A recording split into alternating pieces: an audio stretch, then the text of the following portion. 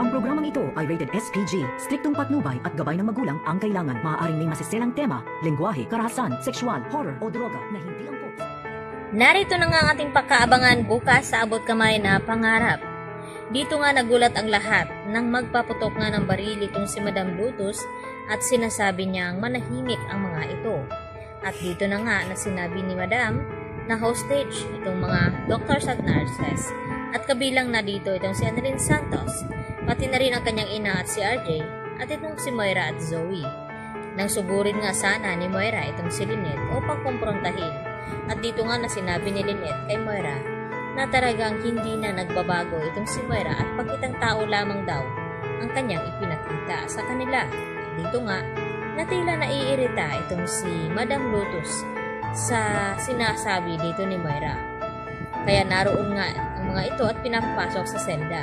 Samantala, ito namang mga pulis na mga babae at warden ay dito na rin nawalan takas at kinulong ang mga ito dahil sinabi ni Madam na kasalanan daw di umano dito ni Giselle ang lahat ng ito kung sumunod lang damang daw siya sa kanyang pakiusap na sana pinagbigyan na makausap niya ang kanyang anak at mapagsabihan na huwag ituloy itong operasyon.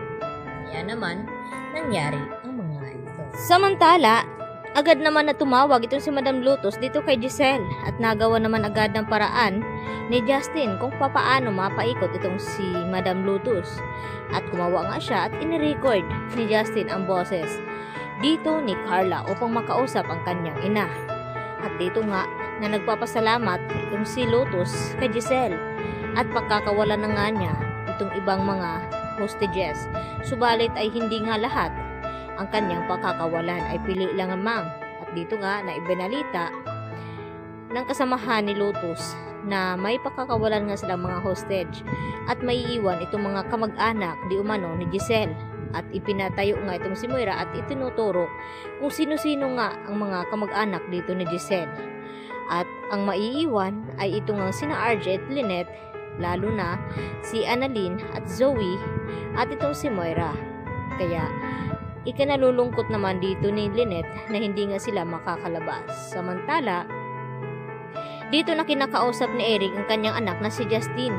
Huwag daw siyang magpakahiro dahil ang kanilang plano na pabagsakin nga itong si Giselle at kasama itong Apex at makuha ang nararapat na para kay Justin. Subalit tila nagbago nga ang plano ni Justin at ang gustong mangyari na tulungan muna itong kanyang ina na mapakawalan itong sina Annalyn na naroon sa city jail. At dito na nga na sinabi ni Eric na intindihin at isipin na mabuti ni Justin kung paano siya iniwan dito ni Giselle noon. At dito na nga may mangyaring masama kay RJ dahil sa gustong makatakas sila nang nakahanap ng pagkakataon nitong si RJ ay nilapitan ng isang inmates at kinuha nga itong baril at nakipagbunuan. At dito nga na pinigilan ni Annalyn at Lynette itong si RJ.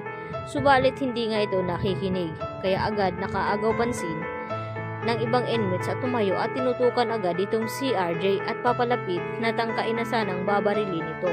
Kaya agad naman na umawat itong si Annalyn na wag daw ituloy. Subalit huli na nang maputukan na nga itong si RJ.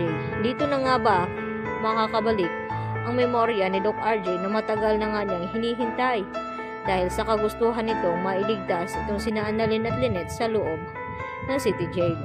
Kaya magkakagulo lalo sa loob dahil malalaman ni Lotus na hindi pala ang kanyang anak ang kanyang nakakausap kundi recording lang pala iyon. Yan ang ating patuloy na pakaabangan bukas at pakatutukan mga kapuso. Dito lamang yan sa Abot Kamay na Pangarap at huwag niyo po sanang kalimutan i-like at i-subscribe ang ating channel na ito. Hanggang sa muli, marami pong salamat. Bye-bye!